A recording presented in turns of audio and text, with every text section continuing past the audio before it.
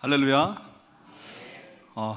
너무 감사합니다. 이 귀한 교회에 이렇게 초대돼서 함께 하나님의 말씀을 나눌 수 있도록 허락하신 하나님의 은혜에 참으로 감사드립니다. 그리고 이렇게 부족한 종을 초대해 주신 우리 위임 목사님 이하 우리 성도님들께 진심으로 감사드리고, 우리 주 안에서 하나의 형제된 자매된 우리 성도님들 뵈니까 우리 주님을 뵙는 것 같이 아주 기쁩니다.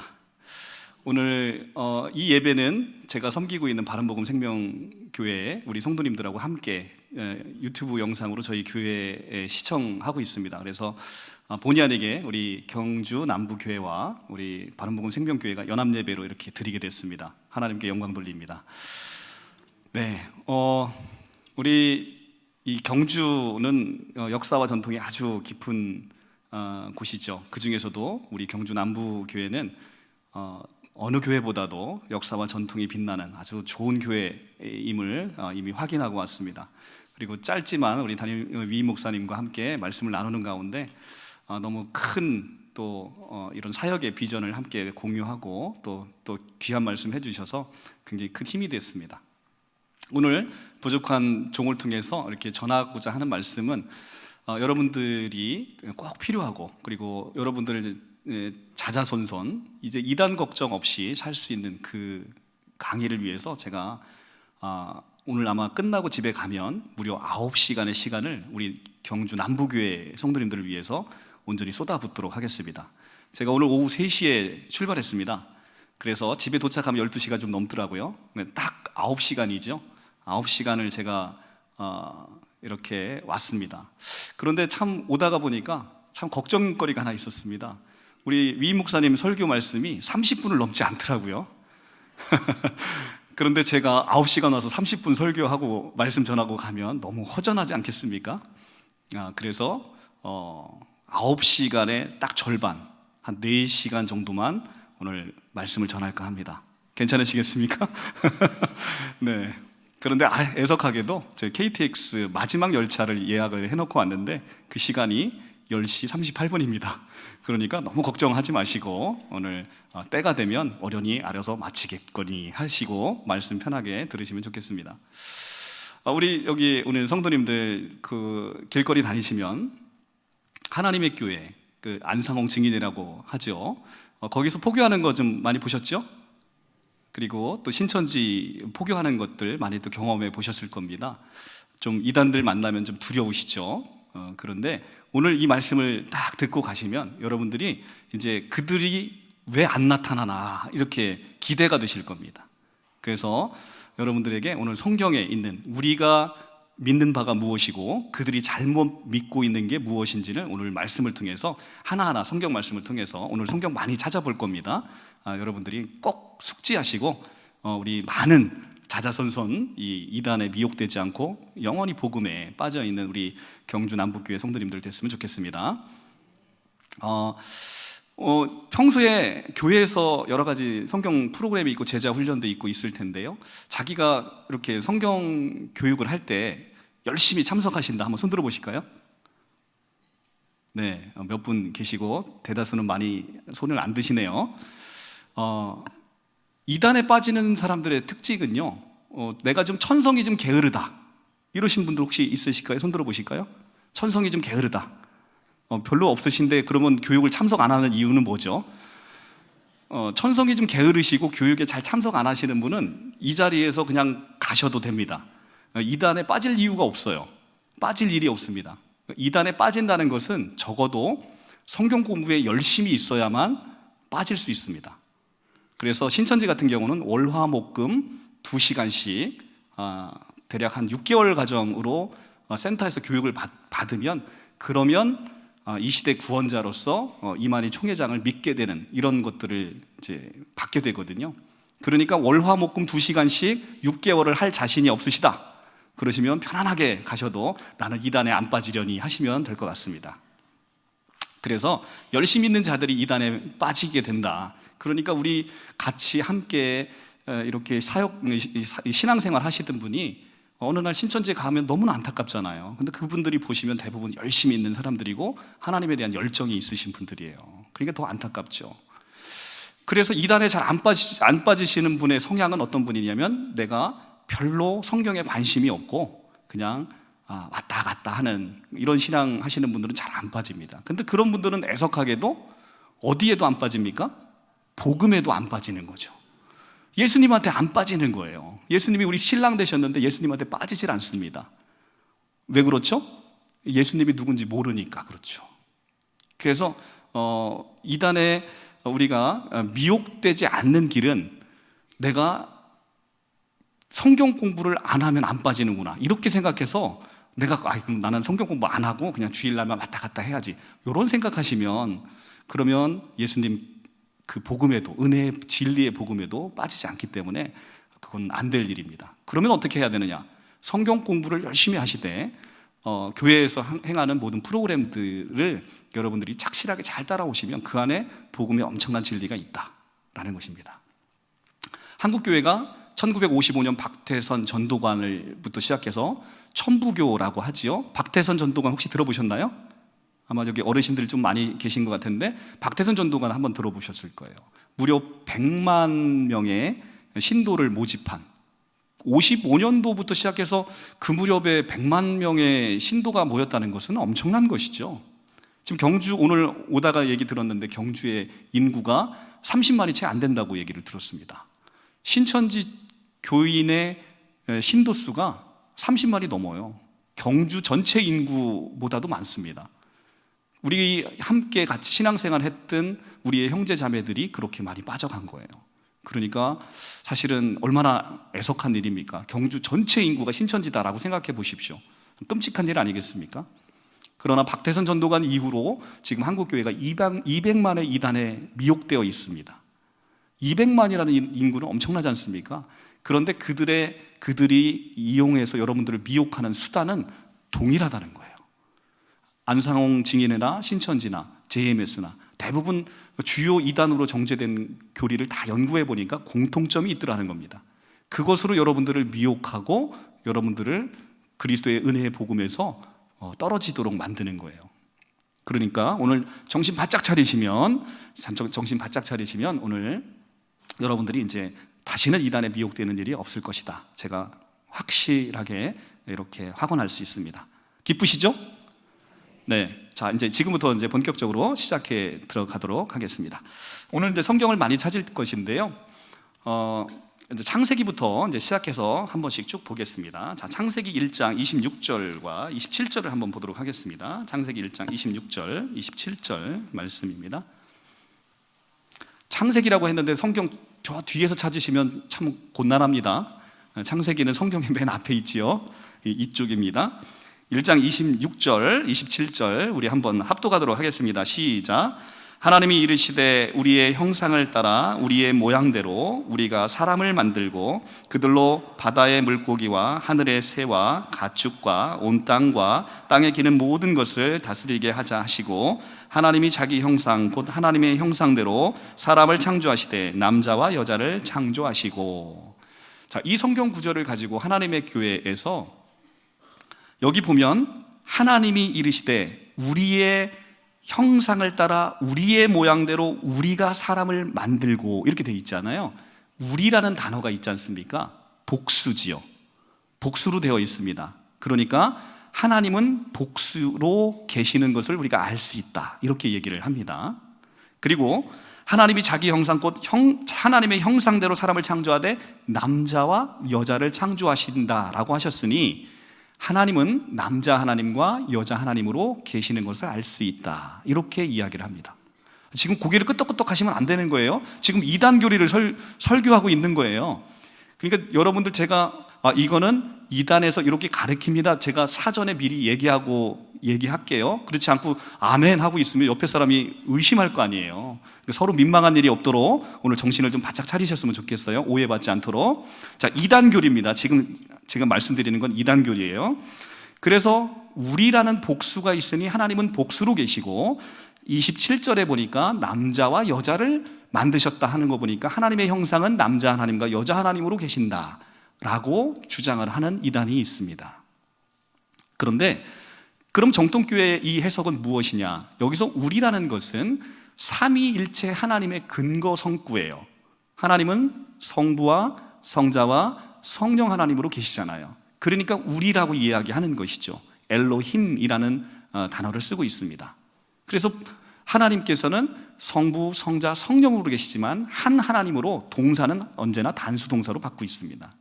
자, 그렇기 때문에 하나님은 우리라고 말씀하실 때는 남자와 여자 하나님을 가리키는 게 아니라 성부와 성자와 성령을 가리키는 것이다.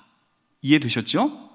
그래서 사람의 형상대로 하나님이 하나님의 형상대로 사람을 만드시되 남자와 여자를 만드셨다는 얘기지. 그러니까 남자도 하나님의 형상을 따라 여자도 하나님의 형상을 따라 만드셨다는 얘기지, 하나님이 성별이 남자와 여자로 계신다는 이야기를 하고 있는 게 아닙니다. 하나님은 영이십니다. 육체를 갖고 있지 않으세요. 그렇기 때문에 하나님의 형상이 남자와 여자로 존재한다고 이야기하는 것 자체가 되게 우스운 일이잖아요. 거기서 하나님의 형상이라는 것은 하나님의 속성을 이야기하는 것이죠. 하나님의 거룩한 본성, 하나님이 우리를 얼마나 거룩하게 하나님의 이 성품과 속성을 담아서 우리를 존귀하게 창조하셨는지 성경은 우리에게 이야기해주고 있는 것이죠. 세상은 뭐라고 얘기합니까? 너는 원숭이가 진화된 거야, 이런 교육 받으셨잖아요. 그런데 성경은 뭐라고 합니까? 너는 원숭이가 진화된 게 아니야. 너는 하나님의 형상대로 하나님이 그 무엇보다도 보배롭고 존귀하게 너를 만드셨어 라고 얘기하는 겁니다. 여러분 어떤 걸 믿으십니까? 여러분 그냥 믿고 싶은 거 한번 믿으실까요? 원숭이가 진화되셨습니까? 아니죠. 여러분은 하나님의 존귀한 형상대로 창조하셨습니다. 그게 지금 성경이 이야기하는 성경의 여러분을 향한 하나님의 사랑이 그 안에 담겨 있는 거죠. 이렇게 신론에 있어서 하나님을 왜곡하고 성부, 성자, 성령의 삼위일체 되신 하나님을 고백하지 못하는 이단들이 많다는 거죠. 대표적으로 안상홍 증인회가 그렇습니다. 이 성경 구절에 덧대어서 갈라디아서 4장 26절을 한번 가보겠습니다. 갈라디아서 4장 26절로 가보겠습니다. 갈라디아서 4장 26절로, 신약성경 307쪽입니다. 제가 갖고 있는 성경 신약성경 307쪽, 갈라디아서 4장 26절.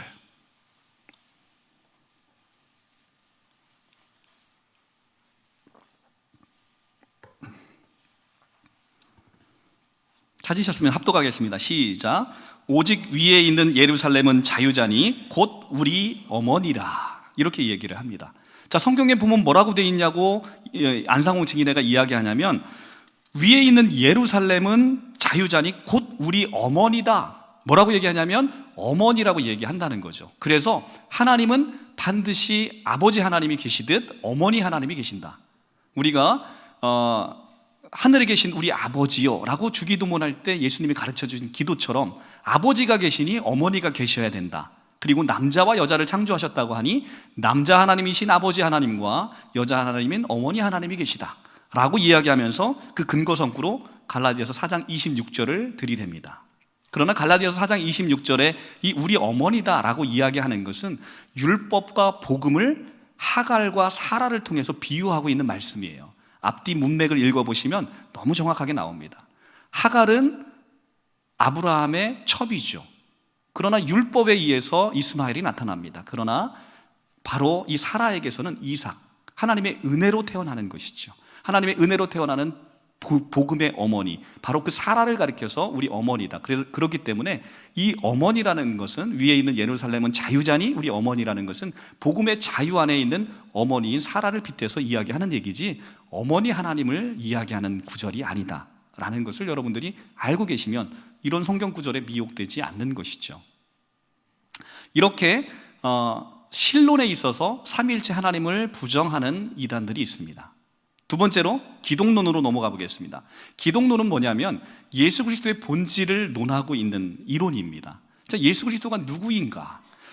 마태복음 16장 15절부터 가이사랴 빌립보에서 가이사랴 지역에서 이렇게 예수께서 베드로에게 물어보십니다. 너희는 나를 누구라 하느냐? 할 때 그 베드로가 성령에 감동돼서 너무나 놀라운 고백을 하잖아요. 주는 그리스도시요 살아계신 하나님의 아들이십니다 라고 고백합니다. 누구나 다 아는 얘기예요. 여기까지는 제가 이거 얘기하려고 여기까지 9시간 달려오지는 않았겠지요. 그러나 우리 성도님들에게 제가 한번 물어보겠습니다. 자, 예수님은 하나님의 아들이십니다. 맞습니까? 아멘. 자, 그러면 예수님은 하나님의 아들입니까? 하나님이십니까? 대답이 중구난방이면 곤란합니다. 예수 그리스도는요, 하나님의 아들이시면서 하나님이신 거예요. 이것이 우리 정통교회의 고백입니다. 제자들이 예수 그리스도가 하나님의 아들인 건 알았지만 예수 그리스도께서 하나님의 아들이 되시기 때문에 하나님이시라는 사실, 육신을 입고 이 땅 가운데 오신 그 예수가 우리에게 보내주시겠다고 한 그 여호와라는 사실을 제자들이 알았을까요? 몰랐을까요? 몰랐어요. 공생애 동안에 몰랐습니다. 그럼 언제 알았습니까? 비로소 부활하신 예수 그리스도를 만나보고 나서야, 이분이 그 보내시겠다는 그 여호와 하나님이시고 우리의 구원자 되시고 진짜 하나님이셨구나, 비로소 알게 된 거예요. 너무나 많은 성경 구절이 있지만 딱 하나의 성경 구절만 보고 넘어가겠습니다. 요한복음 20장 28절입니다. 요한복음 20장 28절. 성경에서 가장 의심 많은 사람이 누구였죠? 제자들 중에? 도마. 역시 남부교회는 훌륭합니다. 도마입니다. 그런데 부활하신 예수님께서 제자들에게 부활하시고 나서 모습을 보여주셨는데 하필 가장 의심 많은 도마가 없을 때 나타나셨어요. 그러니까 제자들이 뭐라고 얘기하냐면, 우리가 예수님 부활하신 걸 봤고 부활하신 예수님을 봤다 하니까 도마가 못 믿습니다. 나는 옆구리의 창자국과 손의 못자국에 내가 손을 넣어보지 않고서는 도무지 믿을 수 없다, 이렇게 얘기하니까 우리 친절하게 부활하신 예수님이 도마가 있는 자리에 여드레 후에 다시 나타나셔서 도마에게 보여줍니다. 바로 요한복음 20장 24절부터 제가 봉독하겠습니다. 12제자 중에 하나로서 디두모라 하는 불리는 도마는 예수께서 오셨을 때 함께 있지 아니한지라. 다른 제자들이 그에게 이르시되 우리가 주를 보았노라 하니 도마가 이르되 내가 그의 손에 못자국을 보며 내 손가락을 그 못자국에 넣으며 내 손을 그 옆구리에 넣어보지 않고는 믿지 아니하겠노라 하니라. 여드레가 지나서 제자들이 다시 집에 있을 때 도마도 함께 있고 문들이 닫혔는데 예수께서 오사 가운데 서서 이르시되 너희에게 평강이 있을지어다 하시고 도마에게 이르시되 내 손가락을 이리로 내밀어 내 손을 보고 내 손을 내밀어 내 옆구리에 넣어보라. 그리하여 믿음 없는 자가 되지 말고 믿는 자가 되라 라고 말씀하시면서 28절의 고백은 함께 봉독하겠습니다. 시작. 도마가 대답하여 이르되 나의 주님이시여 나의 하나님이시니이다. 아멘. 뭐라고 고백하고 있습니까? 나의 주님이시여 나의 하나님이시다 라고 고백하고 있어요. 그러니까 우리가 예수 그리스도를 하나님의 아들로만 알고 있으면 안 됩니다. 예수 그리스도는 하나님의 아들이시며 하나님이시다라는 겁니다. 그랬더니 예수 그리스도가 하나님이시라고 얘기했더니 신천지가 뭐라고 얘기하냐면, 야 무식한 놈아, 아버지면 아들이고 아들이면 아들이지 어떻게 아버지가 아들이 되고 아들이 아버지가 되냐, 이렇게 이야기를 많이 합니다. 그래서 제가 이야기를 했죠. 내가 무식한 게 아니라 내가 언제 예수님이 아버지 하나님이라고 이야기한 적이 있느냐, 예수님은 하나님이시라고 내가 얘기를 했지. 그러니까 우리는 이 개념을 좀 이해하지 못해요. 하나님이라는 개념은요, 여호와라는 개념은 성부, 성자, 성령이 함께 쓰는 단어예요. 하나님 하면 성부와 성자와 성령 하나님이 계시듯 여호와 하나님은요, 여호와라는 단어는 삼위일체 하나님의 이름인 것이죠. 예수님이 여호와 되심을 고백하지 못하는 분들이 너무나 많습니다. 그래서 200만이나 이단에 끌려간 것이죠. 이사야 43장 11절에 그리고 호세아 13장 4절에 뭐라고 얘기하냐면 나는 여호와라 나 외에는 구원자가 없느니라, 이렇게 말씀하십니다. 여호와 하나님 외에는 구원자가 될 수 없다고 얘기합니다. 그런데 마태 1장 21절에 가니까 뭐라고 얘기하냐면 우리에게 한 아이를 주셨는데 그 아이의 이름을 예수라 하라. 그가 그들의 백성을 이 죄에서 구원할 구원자이심이라 라고 얘기를 해요.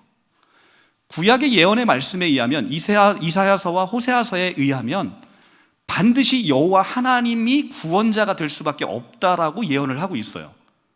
그런데 신약에 와서는 이 예수가 구원자랍니다. 그러면 구약의 예언의 말씀과 신약의 말씀이 예언과 성취로 이루어졌다면 정확하게 예수는 누구셔야 되는 거예요? 여호와 하나님이셔야 되는 거죠. 여호와 하나님이 아니면 구약의 예언의 말씀이 신약에 이루어지지 않거나, 그죠? 아니면 성경이 틀린 것이죠. 그래서 예수 그리스도는 바로 여호와 하나님이신 거죠. 오늘 요한복음 20장 28절에서 나의 주님이시요 나의 하나님이십니다 라고 고백합니다. 헬라어 원어 성경으로 보면 이 주님은 퀴리오스로 되어 있으며, 신약 성경에는 여호와라는 단어가 없습니다. 여러분, 왜 여호와라는 단어가 없습니까? 성경에서 번역할 때 이 로드라는 번역을 이 끼리오스라는 번역을, 헬라어 끼리오스를 로드로 번역했고 그것을 주님으로 번역했기 때문에 그래요. 그러니까 헬라어 원어 성경의 끼리오스라는 단어는 여호와 하나님에 붙여질 수 있는 단어이거든요. 그러니까 지금 이 도마의 고백은 어떤 고백이냐면 나의 여호와시요 나의 하나님이십니다, 이 고백을 하는 거예요. 그래서 신천지인에게 이 요한복음 20장 28절을 보여주면요, 눈동자가 심하게 흔들립니다. 한 번도 보지 못한 성구거든요. 신천지에서 목사를 뭐라고 부르냐면 강사라고 부르는데, 제가 신천지 강사를 많이 만나거든요. 이 성경 구절을 보여주면 눈이 휘둥그려집니다. 그래서 이거 하나만 뭐 성경을 잘못 기재했겠지. 그래서 제가 다른 성경을 보여줘요. 요한복음 55장, 요한일서 5장 20절의 말씀을 보여줍니다. 거기는 뭐라고 되어 있냐면 이 예수는 참 하나님이시요 영생이라고 되어 있어요. 그냥 하나님도 아니고 참 하나님이요 영생이라고 되어 있습니다. 이런 하나님을 하나님으로 고백하지 못하는 거 얼마나 어리석은 자예요. 성경에 다른 걸 다 맞아도 이거 하나 틀리면 다 틀리는 거예요. 예수님이 하나님이 아니시면 창조주가 아니지 않습니까? 왜냐하면 창세기 1장 1절에 태초에 하나님이 천지를 창조하시니라. 천지 창조 누가 했어요? 하나님이. 그럼 하나님이 아니라면 예수님은 창조주가 아니잖아요. 창조주가 아니면 뭐가 되는 거예요? 피조물이 되는 거죠. 개미라는 피조물이 있고 사람이라는 피조물이 있어요. 개미와 저의 가치는 하늘과 땅 차이죠. 같은 피조물끼리도 이 생명의 가치가 하늘과 땅입니다. 예수님을 피조물로 고백하면 예수의 생명은 어떤 생명이에요? 피조물의 생명이잖아요. 그러면 창조주의 생명과 피조물의 생명은 하늘과 땅인데, 그렇죠? 하늘과 땅인데 예수님을 우리가 하나님으로 고백하지 못할 때는 예수 생명은 피조물의 생명에 지나지 않는 거예요. 여기서 중요한 개념이 나옵니다. 신천지는 육체가 영생한다고 믿어요. 그래서 이만희 총회장이 죽지 않는다고 믿고 자기들도 역사가 완성되면 육체가 죽지 않는다고 믿습니다. 여러분 믿어지셔요 그게? 근데 신천지인들은 그걸 믿고 있어요. 육체가 죽지 않는다. 그러니까 그들은 영생의 개념을 모르는 거예요. 영생의 개념을 모를 수밖에 없죠. 왜냐하면 영원한 생명은요, 성경에서 다른 말로, 쉬운 말로 몇 가지로 다른 말로 표현을 하고 있는데, 영원한 생명, 로마서 6장 4절에 새 생명으로 표현을 하고 있어요. 우리가 새 생명 축제하죠? 그 생명은 다른 생명이 아니라 영원한 생명이에요. 그리고 이 영원한 생명을 다른 말로는 새 생명, 로마서 6장 4절, 그리고 고린도 후서 4장 10절에 예수 생명으로 표현하고 있어요. 그러니까 영원한 생명은 새 생명이며 무슨 생명이냐면 예수 생명이에요. 근데 예수님을 하나님으로 고백하지 못하면 피조물의 생명인데, 피조물의 생명을, 나도 지금 피조물인데 피조물의 생명을 피조물이 받으면 무슨 의미가 있어요? 아무 의미가 없잖아요. 지금 이 말씀이 좀 어려우시면 안 됩니다. 자, 보세요. 신천지는 어떤 생각을 하냐면요, 지금 저에게 생명이 있잖아요. 여러분들 생명이 있죠? 저도 생명이 있잖아요. 근데 이 생명을 길게 영원히 사는 것을 영생이라고 착각하고 있어요. 지금 갑자기 여러분 눈동자를 보니까 그거 아니었어? 이렇게 하시는 분이 계신 것 같아요. 영원한 생명은 그런 생명이 아니에요. 영생은 지금 갖고 있는 생명으로 영원히 사는 게 아니에요. 여러분이 한 번도 보지 못하고 한 번도 경험하지 못하고 한 번도 가져보지 못한 새로운 생명이 여러분에게 온다는 거예요. 근데 그 생명은 어떤 생명이냐면 바로 하나님의 생명인 것이고 예수 생명인 것이고 새 생명인 것이고 창조주의 생명인 거예요. 자, 쉽게 이해가 안 되니까 제가 쉽게 이해를 해드리겠습니다.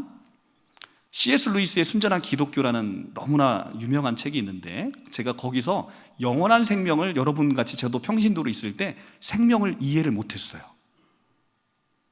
공부를 세상에서 누구 못지않게 잘하는 사람인데 그거를 이해를 못했어요. 20년을 넘게 교회를 다녔는데.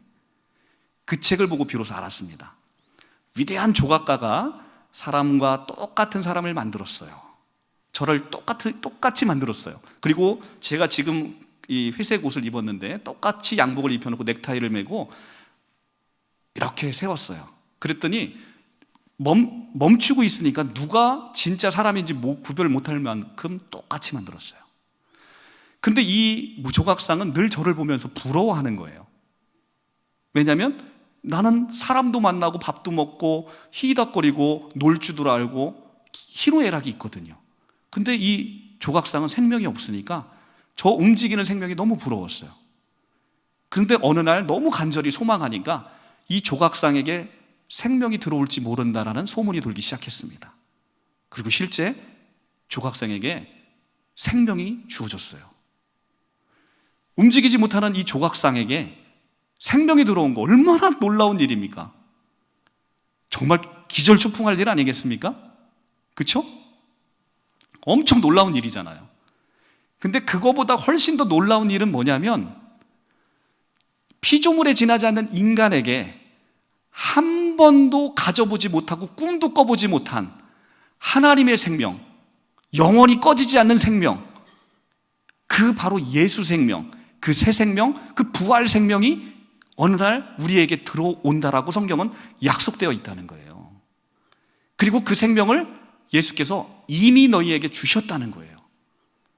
하나님이 여러분을 선택하는 그 순간부터 여러분에게 그 영원한 생명을 주셨다는 거예요.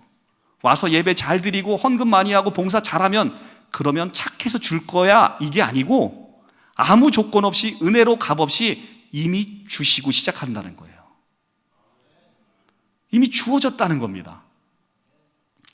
이게 제 얘기인지 성경에서 하시는 이야기인지를 제가 한번 볼게요. 요한일서에서 사도 요한은요, 이 영원한 생명을 너무너무 자랑합니다. 자, 요한일서를 한번 볼게요. 요한일서 가보겠습니다. 요한일서 1장 1절부터 보겠습니다.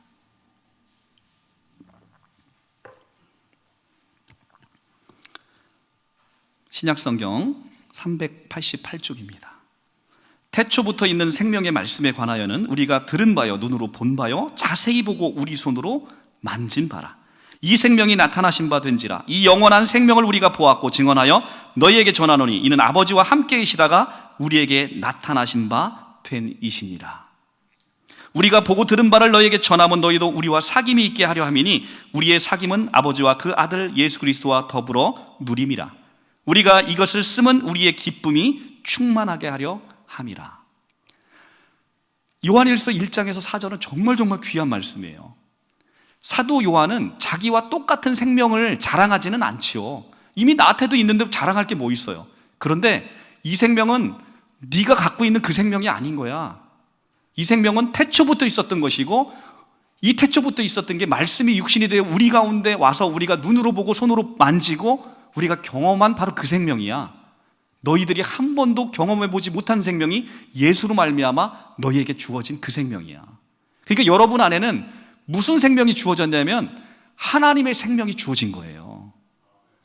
여러분 천연적으로 갖고 있는 생명은 헬라어 원어 성경으로 푸시케라는 단어를 씁니다. 푸시케라는 단어는 우리가 원래 갖고 태어난 생명이에요. 그런데 성경에서 영생이라고 하는 하나님의 모든 생명은요, 조에라는 단어를 씁니다. 단어가 달라요. 단어가 다른데 우리나라 번역으로 생명이라고 하니까 똑같은 생명으로 착각하고 있는 거예요. 그러니까 여러분은 여러분이 얼마짜리 가치인지를 모르는 거예요. 자, 더 쉽게 한번 설명해 볼게요. 더 쉽게. 모든 사람은 생명이 있어요. 살아있는 자는. 그렇죠? 그런데 어떤 사람은 생명의 가치를 충만히 누리고 사는 사람이 있고 어떤 사람은 생명의 가치를 못 누리고 사는 사람이 있어요. 애석하게도. 제가 늘 드는 비유, 우리 성도님들은, 바른복음 생명교회 성도님들은 질릴 만큼 들었던 예화 들어볼게요. 삼성그룹에서 이건희 회장님 돌아가시기 전에 5년 동안 투병 생활하신 건 아시죠? 거의 뭐 식물인간 상태로 드러나 계셨죠? 삼성그룹에서 여러분에게 찾아오셨습니다. 오셔서 우리 회장님 전 재산을 줄 테니까, 돌아가시기 5년 전에 찾아와서 우리 회장님의 그 처지와 여러분의 생명을 전 재산을 줄 테니까 바꿉시다 라고 삼성그룹 기획전략본부실에서 여러분을 찾아왔다 생각해 보세요. 바꾸실 분 손 들어주세요. 아무도 없네요. 여기 연세 계신 분들은 사실은 뭐 길게 사셔도 50년 못 사실 것 같은데, 그런데 그럼에도 불구하고 삼성그룹 전 재산을 준다고 해도 안 바꿔요. 근데 여태까지 제가 저는 예전 기사를 봐서 19조 8천억이라고 봤는데, 오늘 기사를 보니까 그 재산이 무려 26조 원으로 되어 있더라고요. 어제도 제가 19조 8천억이라고 목회자 세미나에서 강의했는데 정정하겠습니다. 26조 원이래요. 26조 원을 다 줘도 안 바꿔요. 여러분, 왜 안 바꿉니까? 그 생명의 가치가 그 이상이 가기 때문에. 내가 1년을 살지 2년을 살지는 모르겠지만 1년을 살지 2년을 살지 모르는 그 생명의 가치가 26조 원을 넘는다는 얘기예요. 여러분 얼마나 부자예요? 옆에 사람 쳐다보시고 참 부자십니다 한번 해보시기 바랍니다. 네, 부자도 그냥 부자가 아니고 몇 조 원의 부자? 26조 원의 부자가 여러분입니다. 그런데 어떤 사람은 26조를 줘도 안 바꾸는데, 어떤 사람은 생명이 사는 게 의미가 없어서 스스로 목숨을 끊는 사람이 너무 많아요. OECD 국가 중에 우리나라가 자살률이 1위라고 하는 불명예를 갖고 있어요. 오늘 하루만 해도 엄청나게 많은 사람들이 스스로 목숨을 끊습니다. 안타깝지 않습니까? 어떤 사람은 26조를 줘도 안 바꾸는 그 생명을, 어떤 사람은 스스로 그냥 포기해버리는 사람이 있다. 두 사람이 어떤 차이가 있는 거예요? 생명의 가치를 느끼는 사람과 느끼지 못하는 사람의 차이인 거죠. 여기까지 끝나면 재미없죠. 자, 여러분이 원래 갖고 있는 푸시개의 가치도 그 정도예요. 그러나 성경에서 하나님이 여러분에게 줬다는 건 푸시개를 줬다는 거예요? 조회를 줬다는 거예요? 조회를 주었다는 거예요. 자, 그러면 여러분 안에 있는 그 조회, 얼마의 가치가 있습니까? 이 조회는 영원히 꺼지지 않는 생명이에요. 하나님의 모든 존귀와 영광이 다 담겨 있는 생명입니다. 얼마에 파시겠습니까? 이게 여러분 안에 있다니까요. 여러분 안에 있습니다, 진짜. 제가 성경을 보여드릴게요. 요한 1서 지금 피셨죠? 요한 1서 5장 13절을 보겠습니다. 요한 1서 5장 13절.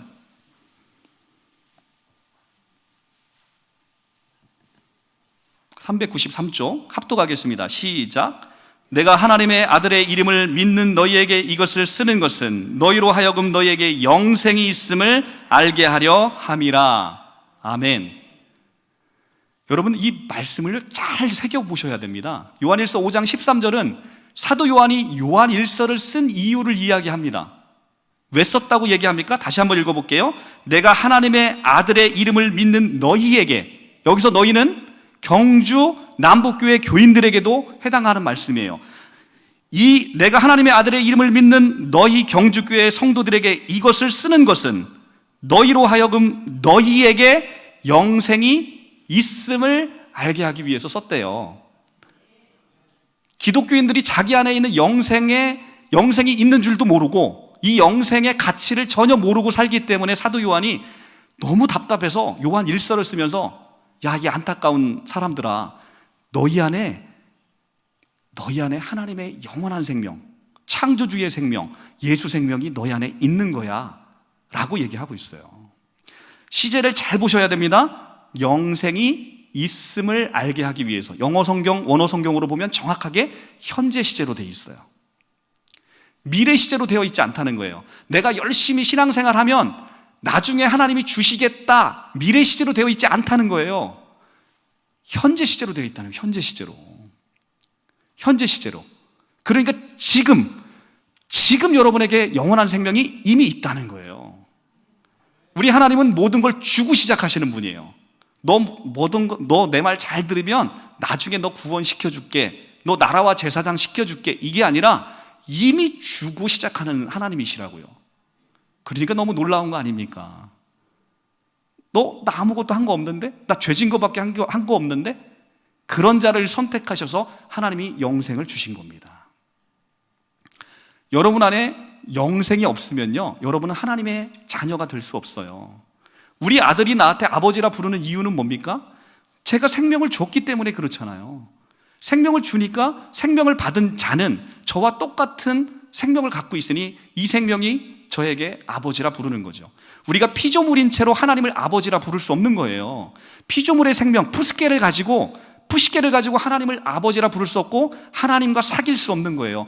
생명이 같지 않으면 개미와 내가 사귈 수 있나요? 놀 수는 있겠죠. 장난칠 수 있겠죠. 그러나 우리는 그걸 사귄다고 할 수 없어요. 요한일서 1장 4절에서 사도 요한이 뭐라고 얘기합니까? 이것을 내가 너희에게 전함은, 이 생명을 전함은 하나님과 그 아들 예수와 더불어 너희가 사귀고 누리게 하기 위해서 이 생명을 자랑하고 있다고 얘기하잖아요. 예수 생명이 없고 영원한 생명이 없는 자는 하나님과 교통할 수 없고 하나님과 사귈 수 없는 거예요. 그러니까 여러분이 지금 여러분 안에 하나님의 성령이 계시다는 건 여러분 안에 영생이 있다는 얘기고, 여러분이 이미 하나님의 자녀로서 하나님과 소통할 수 있는 영원한 생명, 그 생명이 이미 주어졌다는 거예요. 성경 구절 한 구절 갖고 그렇게 믿기가 어려워요. 이렇게 얘기하셔도 어쩔 수 없습니다만 제가 요한복음 한 절을 더 보여드리겠습니다. 자, 요한복음 5장 24절을 한번 볼게요. 요한복음 5장 24절. 너무 유명한 성경 구절이어서 여러분들이 다 암송하셔야 되는 성경 구절입니다. 50쪽입니다. 151쪽입니다. 150쪽. 150쪽. 150쪽. 24절 합독하겠습니다. 시작. 내가 진실로 진실로 너에게 이르노니 내 말을 듣고 또 나 보내신 이를 믿는 자는 영생을 얻었고 심판에 이르지 아니하나니 사망에서 생명으로 옮겼느니라. 아멘.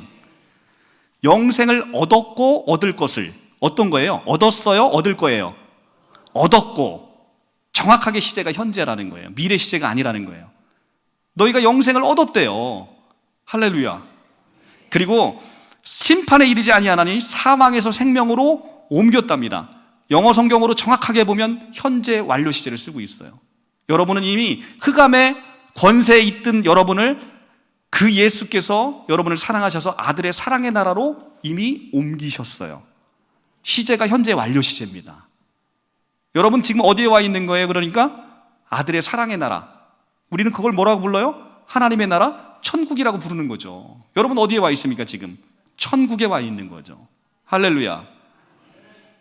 그런데 천국에 와 있는지 모르고 신앙생활 열심히 하시고 새벽기도도 열심히 하신 어느 신실하신 권사님이 돌아가시기 전에 목사님 손을 꼭 붙잡고 그 얘기 한다는 거 아닙니까? 목사님, 오늘 제가 죽으면 천국 가야 되는데 걱정입니다. 이렇게 말씀하시고 돌아가시면 목사님이 억장이 무너지는 거죠. 자기가 지금 어디서 살고 있는지를 모르는 거예요. 천국에서 살고 있는 거죠. 여러분 천국에 살고 있는 게 믿어지십니까? 진짜로 믿어지십니까? 네, 현재 완료 시제로 이미 이루어졌어요. 우리 찬송가 438장 우리 성경 찬송할 건 아니고요. 가사만 한번 볼게요. 438장 한번 보겠습니다.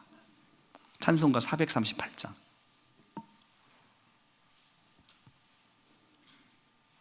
1절을 보겠습니다. 내 영혼이 은총 입어 중한제짐 벗고 보니 슬픔 많은 이 세상도 천국으로 화하도다. 할렐루야 찬양하세. 내 모든 죄 사함 받고 주 예수와 동행하니 그 어디나 하늘나라. 주 예수와 동행하니 그 어디나 하늘나라, 천국이라는 거죠. 천국은 마태복음에만 나오지 않습니까? 복음서의 병행 본문은 다 하늘나라로 나옵니다. 하나님의 나라. 그러니까 주 예수와 동행하니 그 어디나 하늘나라. 여러분 날마다 이렇게 찬송하잖아요. 그런데 예수님과 여러분 동행하십니까? 아멘. 예수님과 동행하시잖아요. 그러니까 지금 여기가 어디라는 거예요? 하나님의 나라 천국이라는 거죠. 찬양 따로 믿음 따로예요? 이 찬양은 우리의 믿음의 고백이잖아요. 주 예수와 동행하니 그 어디나 하늘나라. 여러분 안에 성령이 계십니까? 아멘. 우리는 어떻게 알 수 있어요? 내 안에 성령이 있는지? 사도 바울이 알려주시죠. 고린도전서 12장 3절에서 이렇게 얘기하죠. 누구든지 성령으로 아니하시고는 예수를 주시라 할 수 없느니라 이렇게 얘기를 해요. 그러면 여러분 예수님을 여호와로 고백하십니까? 예수를 나의 주님으로 고백하십니까? 그럼 여러분 안에 뭐가 있다는 거예요? 성령이 있다는 거죠. 성령으로 아니하고는 여러분 예수를 주라고 할 수 없으니까 여러분 안에 성령이 있다는 거예요. 여러분 안에 성령이 있다는 건 어떤 의미입니까? 성령이라는 건 거룩한 영이에요. 죄가 요만큼이라도 있는 곳에 거하실 수 없는 분이시죠.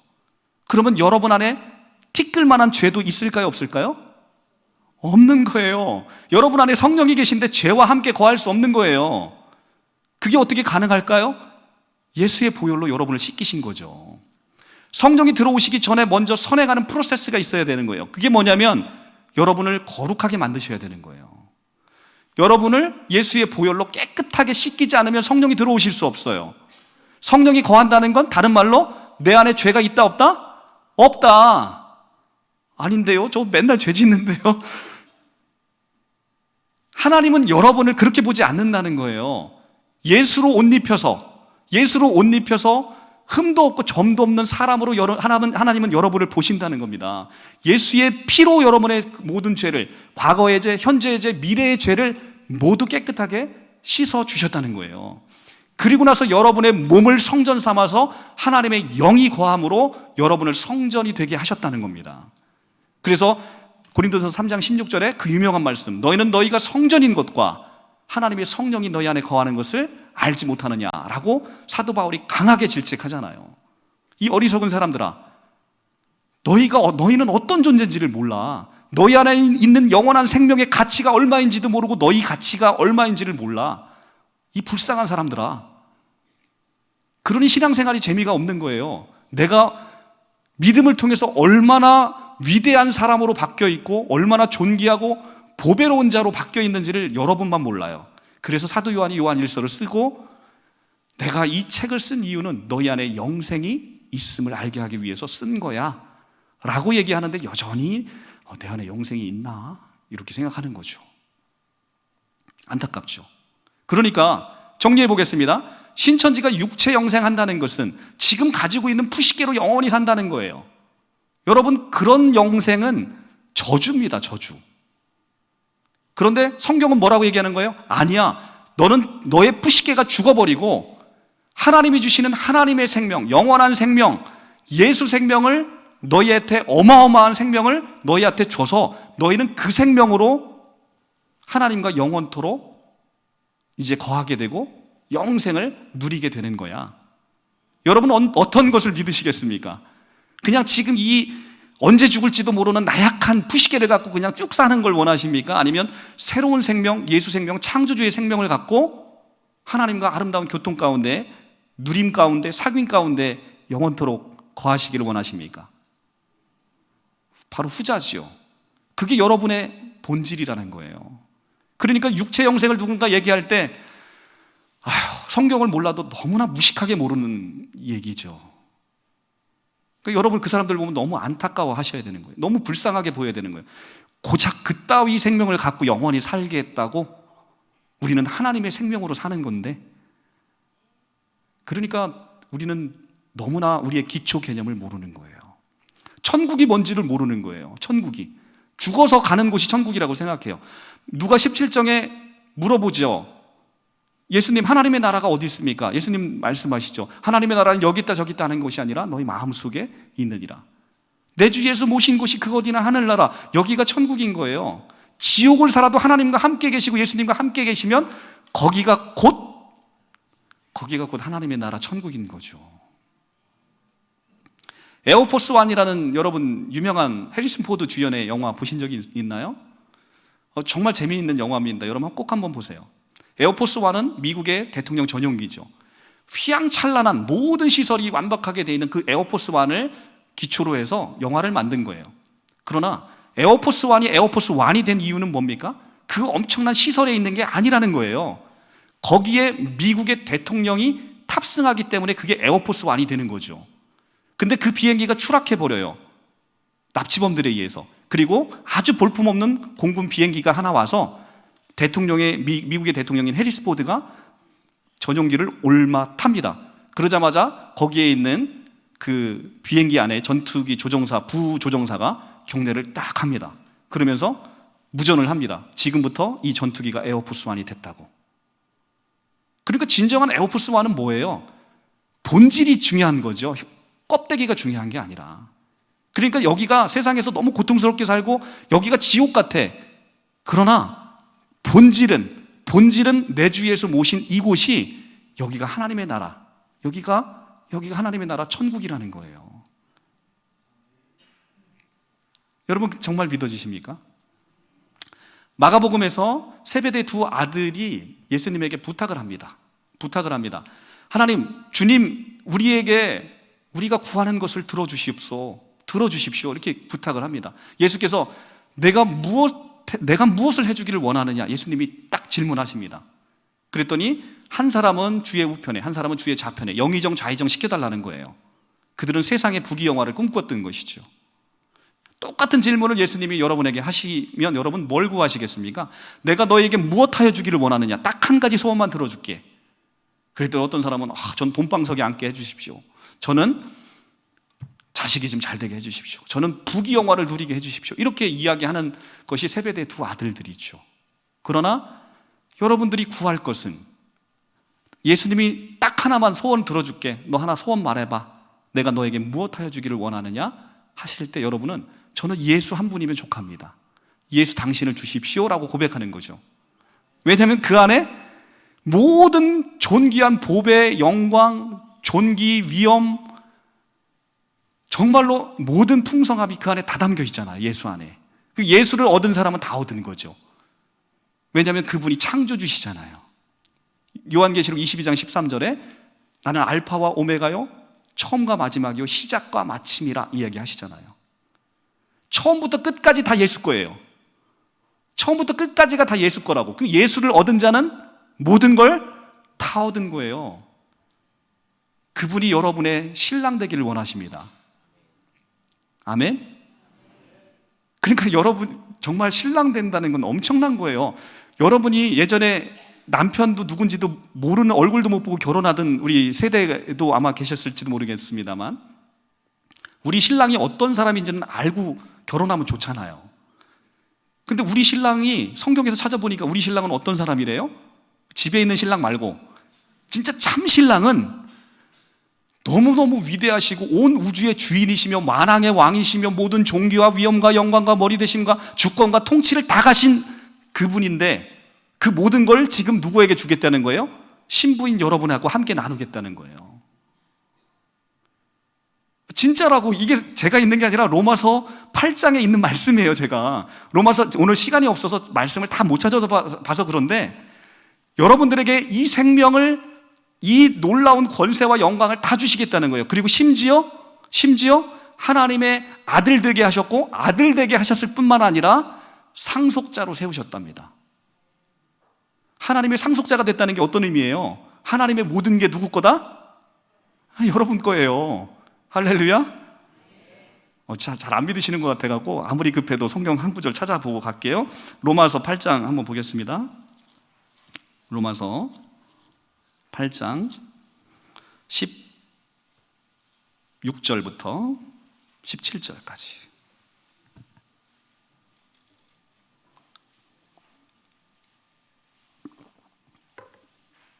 로마서 8장 16절 17절. 성경 250쪽입니다. 성경 250쪽.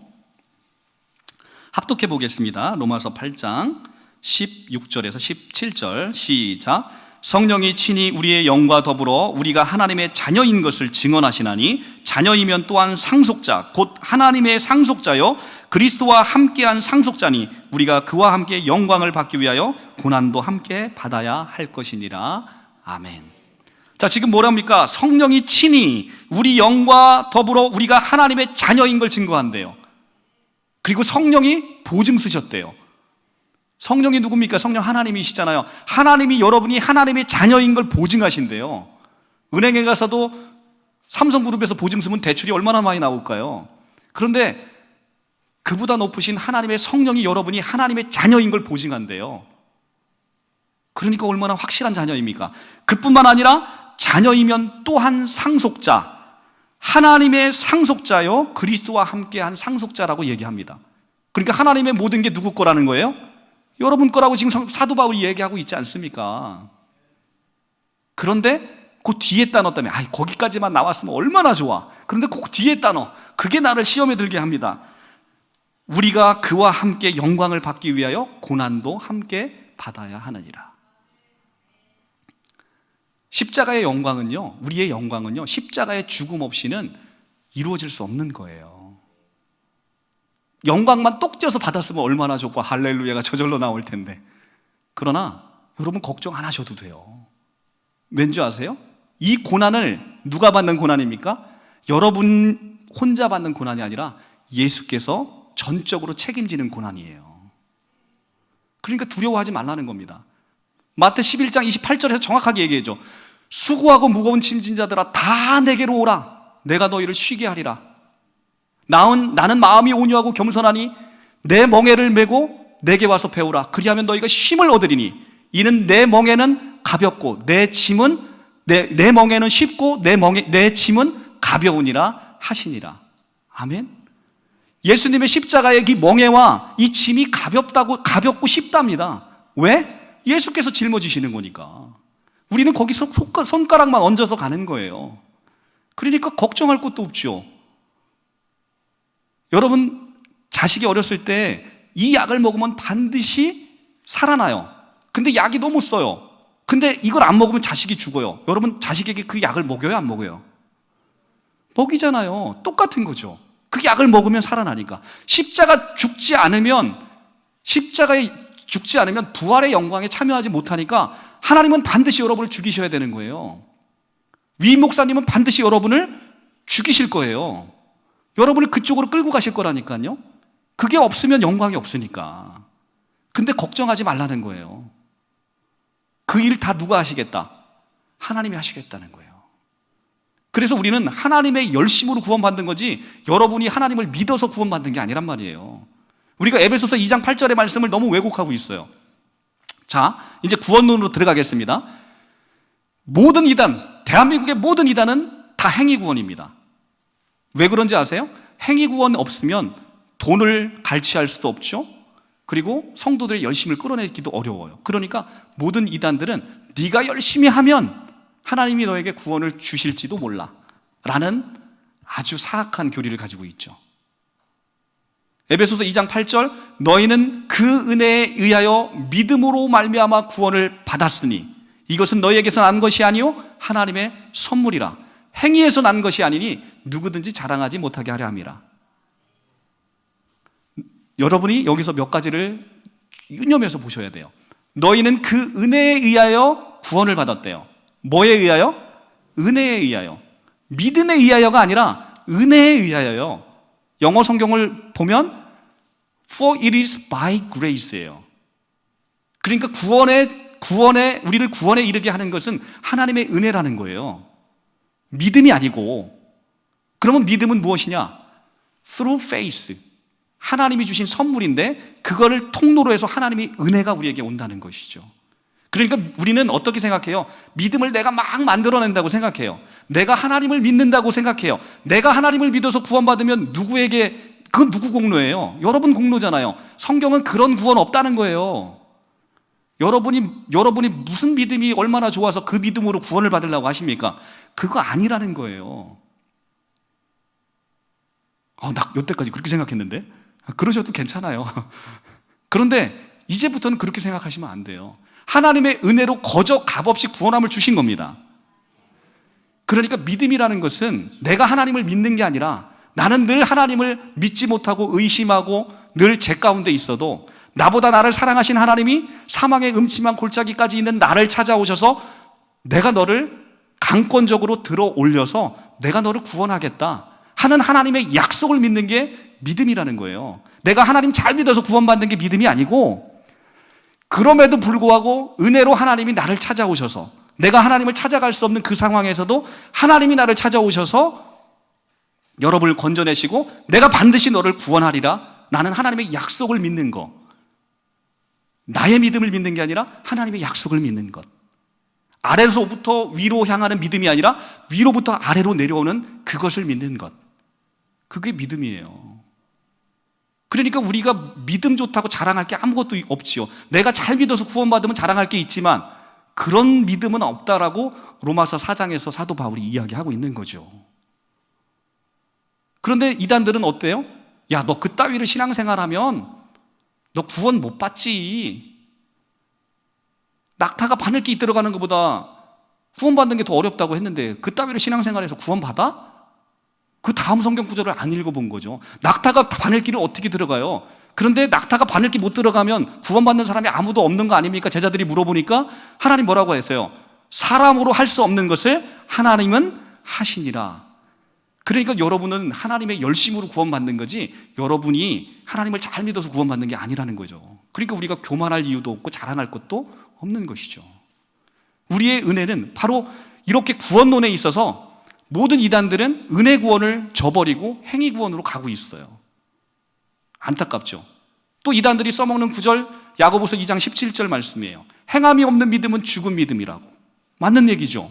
행함이 없는 믿음은 죽은 믿음이에요. 그러니까 그 얘기를 듣고 그래 성경에 그렇게 돼 있네? 그러니까 내가 행함이 없으면 나는 구원 못 받는구나. 그러나 성경을 잘 보십시오. 거기 행위로 돼 있는지 행함으로 돼 있는지. 행위로 돼 있어요? 행함으로 돼 있어요? 행함으로 돼 있어요. 그러면 행위와 행함은 뭐가 다릅니까? 내가 열심히 공로를 쌓아서 구원받는 건 행위 구원이에요. 그러나 믿음이 은혜가 나에게 선제적으로 임하고 내 안에 믿음이 있어서 믿음의 착한 행실로 나오는 것, 그걸 무엇이라고 얘기합니까? 행함인 거죠. 행함이 없으면 내 안에 뭐가 없어요? 믿음이 없는 거잖아요. 믿음이 없는 자는 구원 못 받는 게 맞는 거죠. 여러분 안에 믿음이 있으면 당연히 믿음의 발로로 뭐가 나옵니까? 행함이 나오는 거죠. 그러니까 행위는 조건을 상정해 놓고 내가 그걸 잘 지키면 구원 주겠다 하는 이런 사악한 교리를 이야기하는 것이고요. 야고보서가 이야기하는 행함이 없는 믿음이라고 할 때 그 행함은 하나님의 은혜를 입은 자로서의 내가 예전에는 어떤 사람을 보면 막 질투도 많고 막 시샘도 많았는데 하나님의 은혜를 받으니까 내 안에서 그 영혼을 불쌍히 여기는 마음이 내 안에 어느덧 생겨. 우리는 그걸 바로 행함이라고 하는 거예요. 제가 오늘 9시간을 걸쳐서 여기 왔는데 여러분에게 오늘 이 복음의 말씀을 전하지 않으면 내가 구원 못 받을 거고 하나님한테 저주받을 것 같아서 내가 왔다. 내가 하는 이 복음의 전도를 통해서 내가 구원을 받겠지라고 생각을 하고 오면 이게 행위 구원이에요. 그러나 똑같은 일인데 은혜가 넘치고 내가 이 하나님의 복음이 너무 뜨거워서 전하지 않고서는 배기지 못해서 여러분들에게 얼굴도 보지 않는 여러분을 사랑해서 여기에 9시간을 거쳐서 왔다면 이것은 내 안에 있는 은혜와 믿음으로 통해서 나타나는 행함이라는 거예요. 똑같은 행위를 하고 있지만 똑같은 모습을 하고 있지만 어떤 게 행위가 되고 어떤 건 행함이 되는 것이죠. 어떤 차이가 있는 겁니까? 은혜가 먼저 선제적으로 있느냐 없느냐의 차이가 있는 거죠. 예수의 은혜가 넘쳐서 이루어지는 것들, 그것은 아무리 해도 지치지 않는 거예요. 성도 많은 목회자들이 저를 보면 어떻게 그 많은 일을 다 감당하십니까? 라고 물어보십니다. 이게 행위로 하면 절대 불가능한 것이죠. 그러나 하나님이 주신 은혜로 행함으로 이루어지는 거기 때문에 이건 내가 하는 게 아니거든요. 빌립보서 2장 13절이 뭐라고 합니까? 너희 안에서 행하시는 이는 하나님이시니 자기의 기쁘신 뜻을 위해서 너희 마음 가운데 소원을 두고 행하게 하시나니 라고 말씀하시죠. 그러니까 우리가 무엇인가를 할 때 내가 하는 거예요? 아니면 우리 안에서 행하시는 이가 따로 있는 겁니까? 우리 안에서 행하시는 이가 따로 있는 거죠. 내가 찬양대로 봉사하고 싶고 반주로 봉사하고 싶어요. 어떤 사람은 행위로 그걸 할 수 있죠. 그러다 행위로 하게 되면 일을 하다가 실족하는 거죠. 내가 이렇게 봉사했는데 하나님이 나를 이렇게 축복을 안 줘? 에이, 그만둬야 되겠다. 이게 나오는 거죠. 그러나 은혜 받은 자가 하는 것은 아무리 해도 지치지가 않는 거예요. 그게 바로 행위와 행함의 차이인 것이죠. 그래서 우리 성도님들이 먼저 해야 될 것은 하나님의 은혜로 먼저 채워져야 되는 거죠. 무엇인가를 하기 전에 은혜로 부어줘야 되는 거예요. 하나님 반드시 부어주십니다. 너희 안에서 행하시는 이는 하나님이시니 자기의 기쁘신 뜻을 위해서 너희 마음 가운데 소원을 두고 행하게 하시나니. 그러니까 내가 하는 모든 것은 누가 하는 거예요? 하나님이 하시는 일이죠. 그러니까 하나님이 영광 받으셔야 되는 것이고 하나님이 하시게 하시니 내 안에 힘도 주시는 거죠. 능력도 주시는 거고, 그죠? 그 무지랭이 같은 베드로를 이렇게 세우시는 것, 그게 누구 능력입니까? 하나님의 능력인 것이죠. 그게 어찌 베드로의 능력이겠습니까? 그러니까 여러분들에게 그런 은혜가 넘치기를 간절히 소원합니다. 이렇게 조직신학적 개념을 하나하나 짚어가면 4시간 분량의 강의입니다. 그러나 4시간 분량으로 하게 되면 여러분들이 오늘 2번 다시는 우리 위임 목사님이 다시는 저를 부르지 않고 내치실 것 같아서 제가 딱 2가지만 더 하고 마치도록 하겠습니다. 하나님의 교회에 이제 전도를 많이 하고 있는데요. 새언약 유월절에 관해서 이야기를 하고 안식일에 관해서 이야기합니다. 자, 4계명 중에서 안식일을 거룩하게 지키라 이야기하는데 너희 왜 안식일을 안 지키니? 너 주일날 예배드리지? 그거 잘못된 거야. 안식일날 예배드리지 않으면 너 구원이 없어. 너 유월절 안 지키지? 예수님이 누가복음 24장에 뭐라고 얘기하고 있어? 유월절을 지키길 원한다고 말씀하시고 그날 최후의 만찬을 통해서 새언약을 세우셨잖아. 그 새언약이 바로 유월절 지키는 거야. 너 그거 안 지키니까 구원이 없잖아 라고 얘기합니다. 우리는 새언약에 대한 개념이 너무나 생소합니다. 오늘 그래서 이 새언약의 개념을 명확하게 보시면 좋겠습니다. 새언약이라 하면 무슨 언약이 있다는 거예요? 옛 언약이 있다는 거죠. 그러니까 새자가 붙었잖아요. 그러면 옛 언약과 새 언약이 왜 새 언약을 세우셨고 새 언약은 옛 언약과 무엇이 다른지를 우리가 모르기 때문에 이단들의 그런 얘기에 훅 넘어가는 거예요. 옛 언약은 모세 출애굽 이후에 모세를 통해서 하나님이 우리에게 주신 언약인 첫 언약 율법을 이야기합니다. 자, 그래서 우리가 이제 성경 구절을 이제 찾아볼 건데요. 출애굽기 19장 5절을 한번 찾아볼게요. 출애굽기 19장 5절입니다. 출애굽기 19장 5절 111쪽입니다. 111쪽.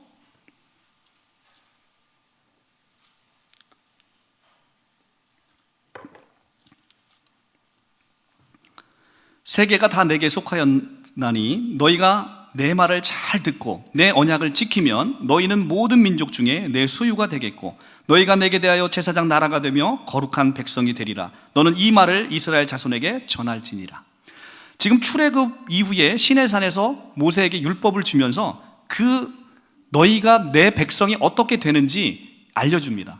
첫 번째 5절에 보면 내 언약을 지키면 너희는 모든 민족 중에 내 소유가 되겠고 내게 대하여 제사장 나라가 되며 거룩한 백성이 된다고 합니다.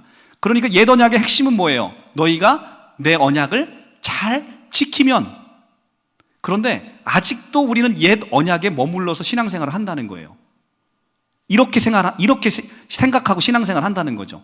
내가 하나님의 여기서 내 계명이라는 것은 모세에게 준 율법의 계명이란 말이죠. 율법의 계명은 613가지 있는데 613가지의 율법을 잘 지키면 그렇게 된다는 거예요. 이스라엘 백성들이 율법을 지켰습니까? 못 지켰죠. 율법을 지켜서 단 한 사람이라도 구원받은 사람이 있습니까? 없지요. 율법은요 100점 아니면 빵점이에요. 612가지를 지키고 한 가지 못 지키면 몇 점일까요? 빵점이에요.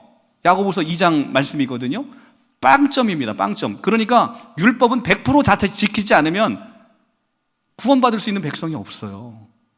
그런데 첫 언약은 율법의 언약으로 행위 언약을 우리에게 주셨다고요. 너희가 잘 지키면.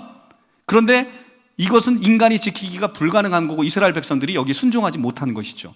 그래서 예레미야 선지자를 통해서 새 언약을 우리에게 주실 것을 예언하셨습니다. 예레미야 31장 31절로 가볼게요. 예레미야 31장 31절입니다. 예레미야 31장 31절 구약성경 1102쪽 구약성경 1102쪽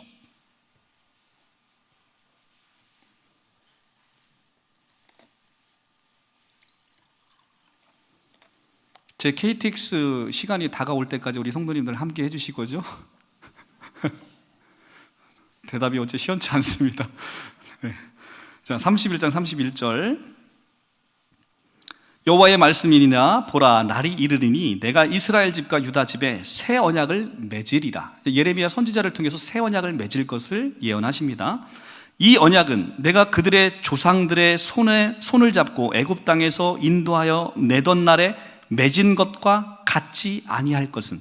자, 보세요. 이 언약은 어떤 언약이에요? 새 언약은 내가 그들의 조상들의 손을 잡고 애굽에서 그들을 인도해 내던 날에 맺었던 것, 그게 바로 무슨 언약이에요? 옛 언약. 그러니까 새 언약은 옛 언약과 같지 아니할 것은 다르다는 거예요. 그럼 뭐가 다른지 지금 이제 설명이 나옵니다.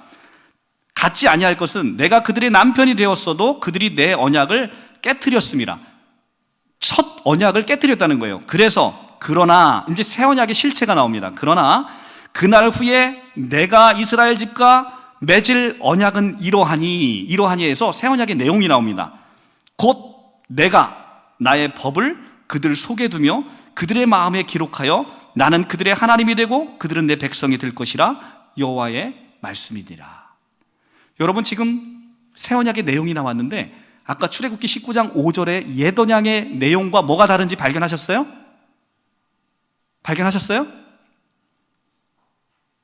두 가지가 다릅니다. 첫째, 주어가 달라요.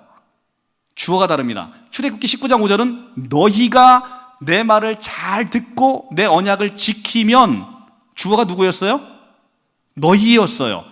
여러분들이 했다는 거예요. 그러나 새 언약은 지금 주어가 누구로 되어 있습니까? 곧 내가. 여기서 내가가 누구예요? 곧 여호와가, 곧 하나님이 주어가 돼서 하시겠다는 언약이 새 언약의 핵심이에요. 이해 가셨어요? 두 번째, 주어가 달라지고, 두 번째는 네가 내 말을 잘 듣고 내 언약을 지키면 이라는 조건 행위 언약이 없어졌어요. 여기 지금 행위 언약이 없잖아요. 내가 나의 법을 그냥 네 속에다 둬버릴 거야. 나는 율법을 너희들이 지키기를 원하는데 그걸 내가 그냥 네 속에다 다 이루어서 너한테 그냥 선물하고 네 속에다 새겨버릴 거야. 그리고 나는 그냥 내가 너를 강권적으로 내 백성으로 삼아서 나는 너의 하나님이 되고 너는 내 백성이 될 거야. 이게 새 언약의 핵심이에요. 그러니까 새 언약의 핵심은 뭐냐면요, 하나님이 하시겠다는 언약이에요. 하나님이 하시겠다는 언약이 새 언약의 핵심이라고요. 그래서 이 새 언약은 예수께서 십자가의 죽으심으로 영원 단번 제사로 이루신 언약, 복음을 새 언약이라고 하는 거예요.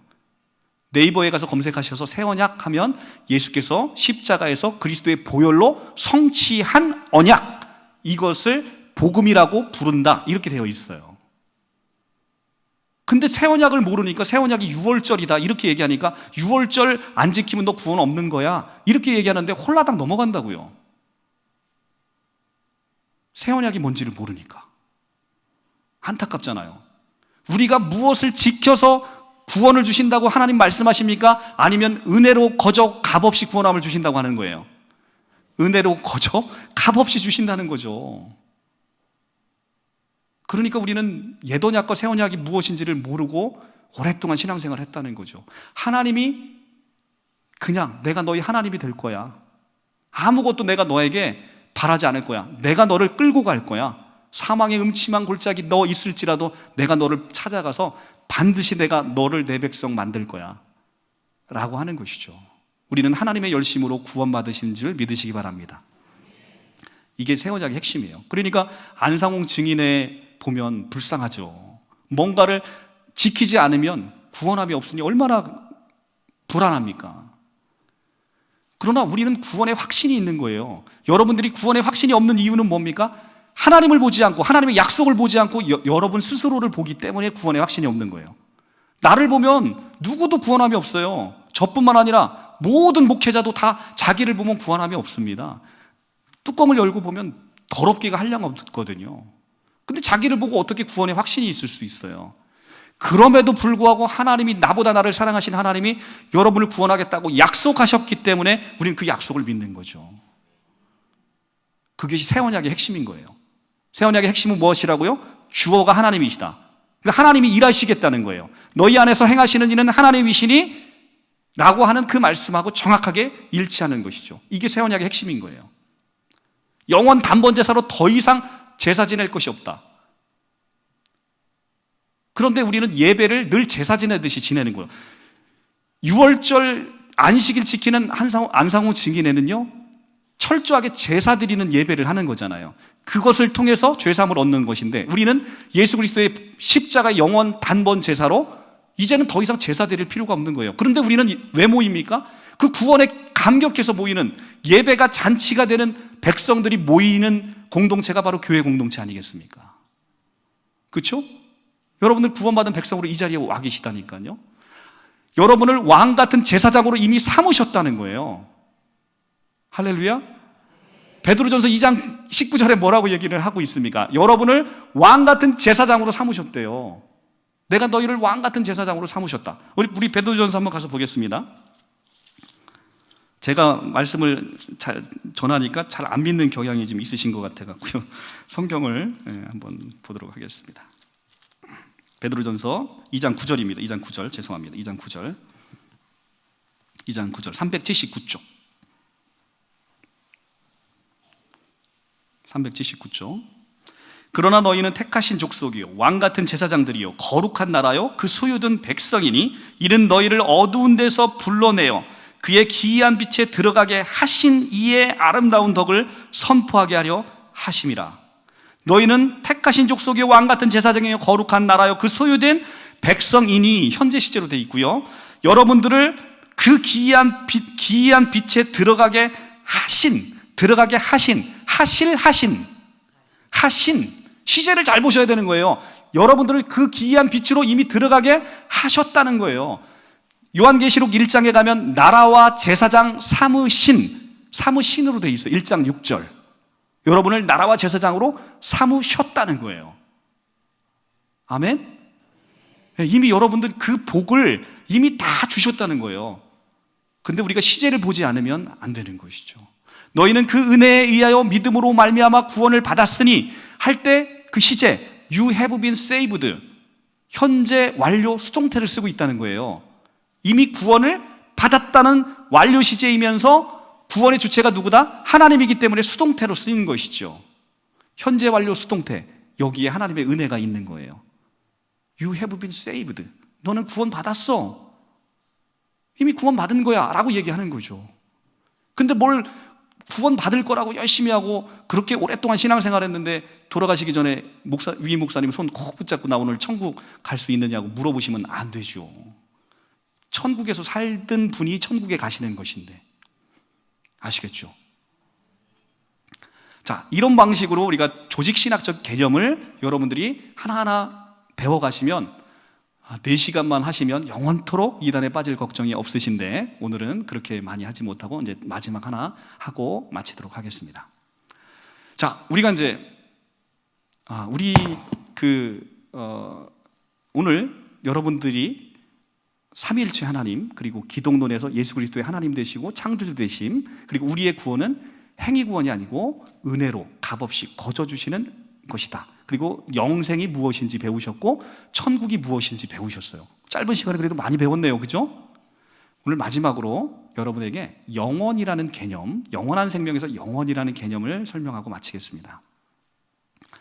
성경에 제가 계속해서 오늘 시제를 얘기했잖아요, 그죠? 내가 그리스도와 함께 십자가에 못 박혔나니 그런즉 이제 내가 사는 것이 아니요 오직 내 안에 그리스도께서 사시는 것이라. 내가 그리스도와 함께 십자가에 못 박혔나니, 현재 완료 시제를 쓰고 있어요. 사도 바울이 언제 예수님과 함께 십자가에 못 박혔나요? 아니요. 근데 그걸 현재 완료 시제로 지금 이야기를 하고 있어요. 왜요? 영원의 관점에서 보기 때문에 그래요. 성경을요, 영원의 관점에서 보지 못하면 성경이 하나도 안 보여요. 그런데 영원이라는 건 아까 말씀드렸지만 시간의 끝에 있는 게 영원이 아니고요, 시간이 길게 있는 게 영원이 아니고, 네이버에서 영원이라고 치시면 뭐라고 나와 있냐면 시간을 초월해 있는 것, 신적인 것이나 하나님의 진리여서 시간을 초월해 있는 것을 영원이라 하는 거예요.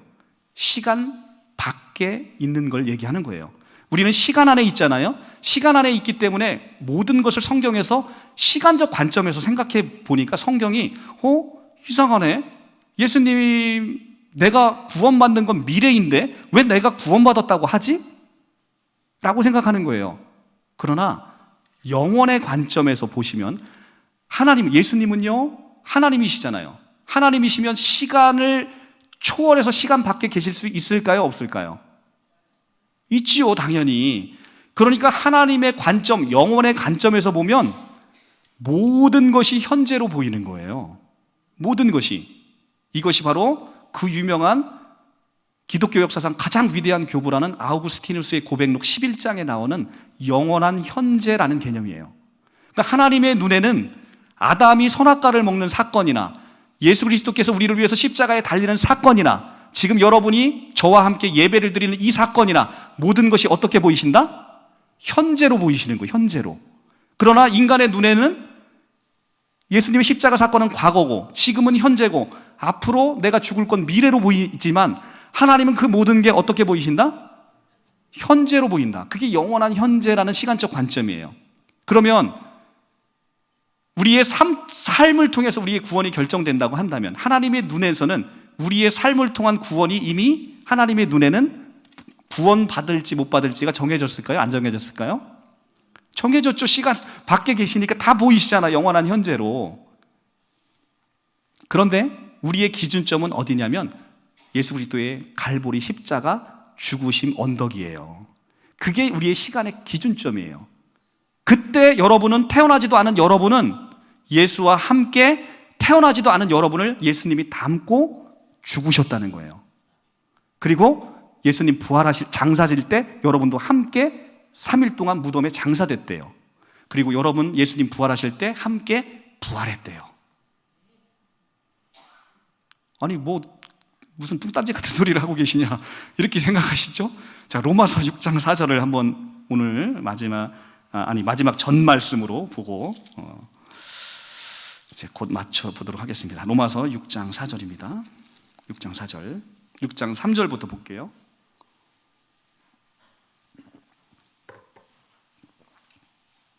(246쪽입니다) 246쪽.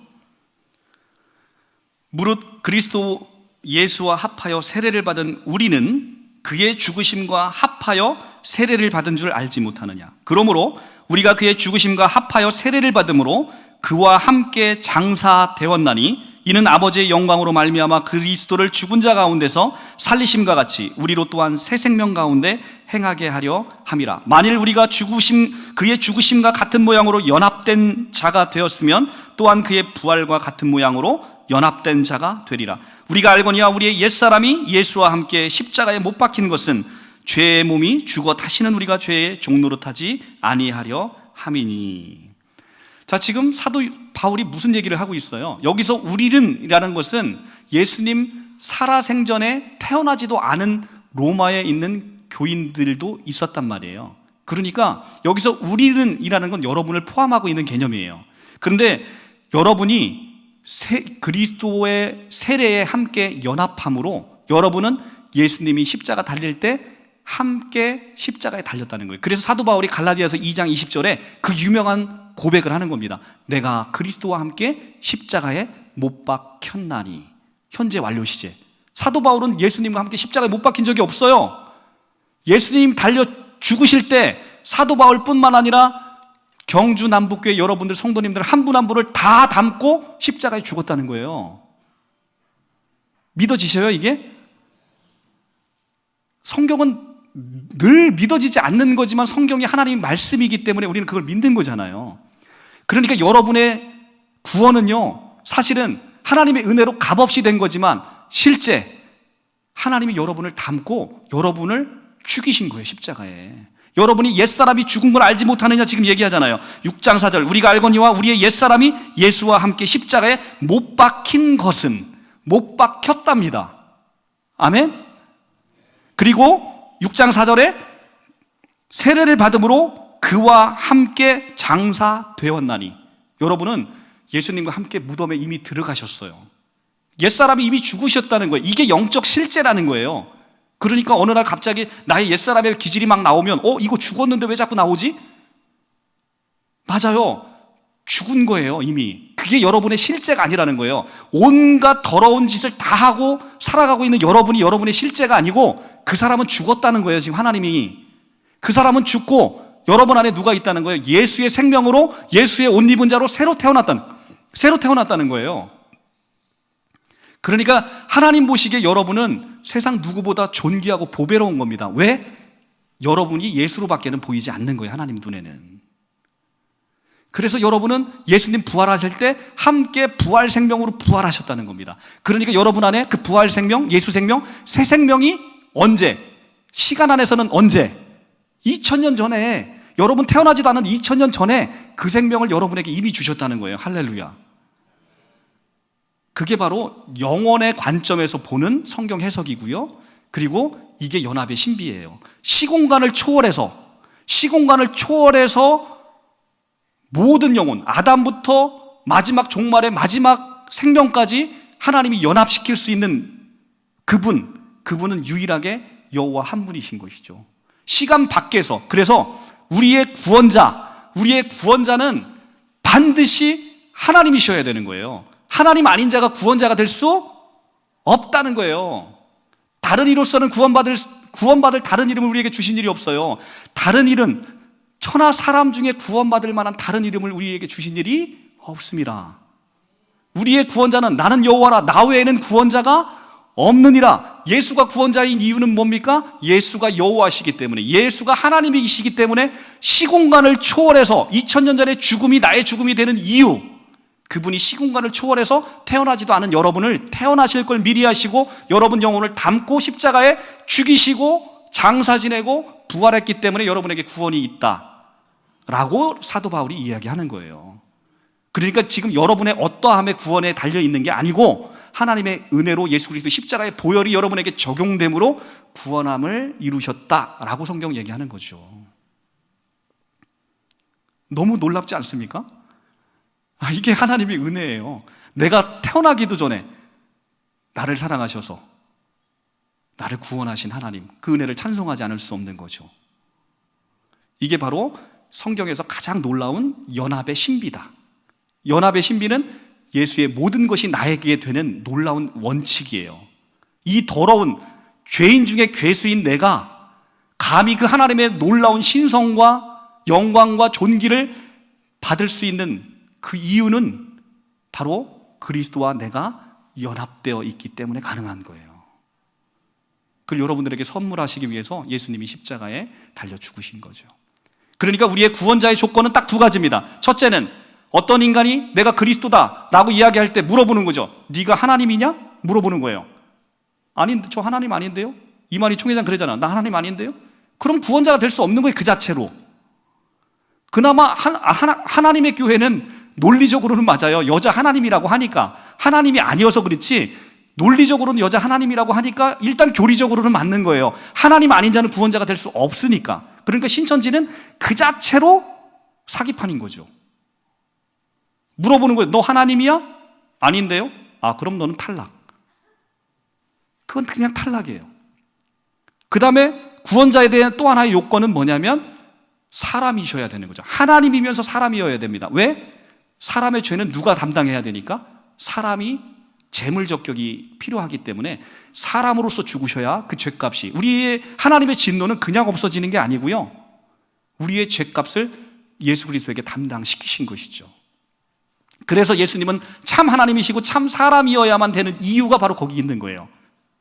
그래서 다른 이로서는 구원받을 수 없나니 천하 사람 중에 구원받을 만한 다른 이름을 주신 일이 없다라고 사도행전 4장 12절에서 이야기하는 이유가 바로 그겁니다. 우리에게는 오직 예수, 알파와 오메가시오, 처음과 마지막이요 시작과 마침이신 분, 오직 예수 그리스도 그 한 분만이 우리의 구원자가 될 수 있는 유일한 이유입니다. 그분이 하나님이시기 때문에. 자, 오늘 마지막 말씀을 이 말씀으로 마치고 이제 기도하겠습니다. 오랜 시간 동안 고생하셨습니다.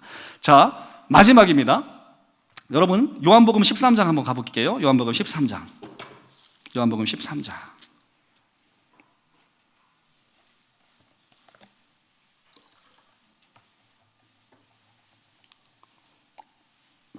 진짜 오늘 성경 말씀 찾는 구절입니다. 13장 169쪽 13장 1절. 6월절 전에 예수께서 자기가 세상을 떠나 아버지께 돌아가실 때 이르신 줄 아시고 세상에 있는 자기 사람들을 사랑하시되 끝까지 사랑하시니라. 어떻게 사랑하신다고요? 끝까지 사랑하시니, 자기 백성을 사랑하시되 끝까지 사랑하십니다. 그때 예수님이 이제 최후의 만찬을 하면서 제자들의 발을 하나씩 씻깁니다. 씻기시면서 6절에 시몬 베드로에게 이르시되 베드로가 이르되 주여 주께서 내 발을 씻기시나이까? 예수께서 대답하여 이르시되 내가 하는 것을 내가 지금은 알지 못하나 이후에는 알리라. 베드로가 이르되 내 발을 절대로 씻지 못하시나이다. 예수께서 대답하여 이르시되 내가 너를 씻어주지 아니하면 내가 나와 상관없느니라. 시몬 베드로가 이르되 주여 내 발뿐만 아니라 손과 머리도 씻어 주옵소서. 예수께서 이르시되 이미 목욕한 자는 발밖에 씻을 필요가 없느니라. 온 몸이 깨끗하나 너희가 깨끗하나 다는 아니니라 하시니 이는 자기 팔자가 누구신지 아심이라. 자, 최후의 만찬을 하면서 예수님은 자기 백성을 사랑하시되 끝까지 사랑하시는 말씀을 하시고 제자들의 발을 손수 씻어 주십니다. 발을 씻는다는 것은 하나님이신 그분이 우리 앞에 낮아지셔서 우리를 섬기는 거잖아요. 우리의 발을 씻기고 죄를 다 씻기시는 거예요. 그러나 이미 목욕한 자는 발밖에 씻을 필요가 없대요.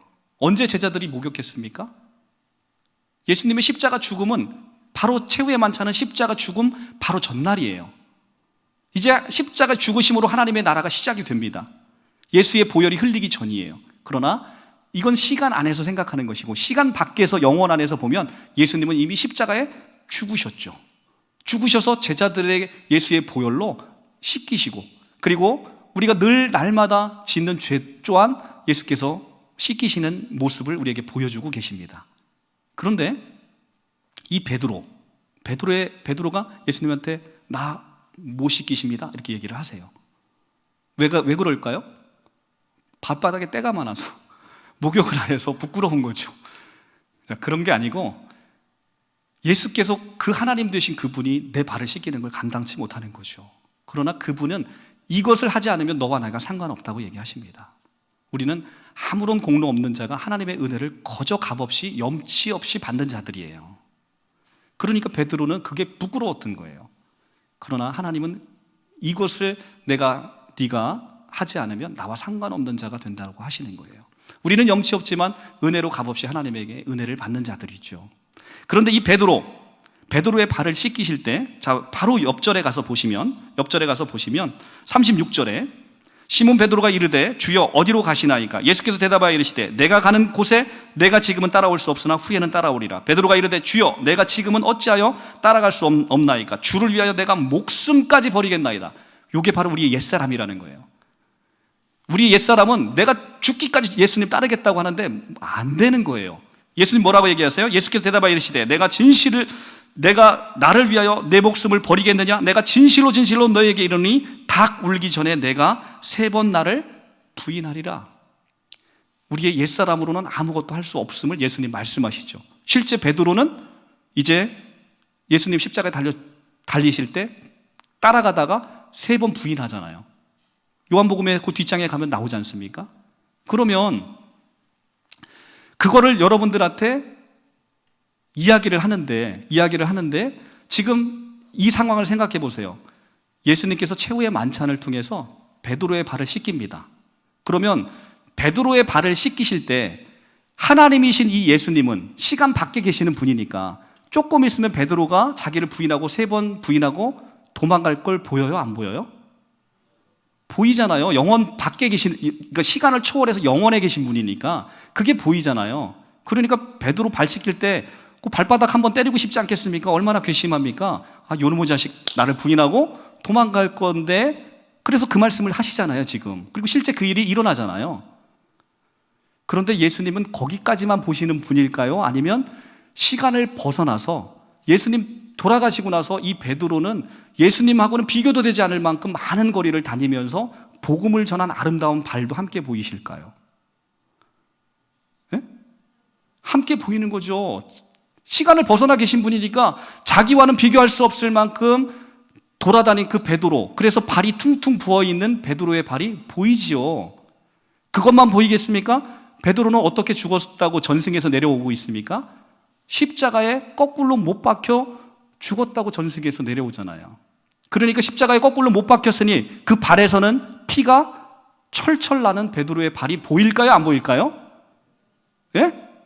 보이죠. 그러니까 지금 예수님은 최후의 만찬 때 베드로의 발을 씻길 때 그 피가 철철 나는 베드로의 발을 씻기고 있으시다는 거예요. 그러니까 예수님은 진짜로 얼마나 베드로에게 고맙고 미안하고 그리고 사랑한다는 고백을 담아서 그 베드로의 발을 씻기겠냐는 거죠. 그렇지 않습니까?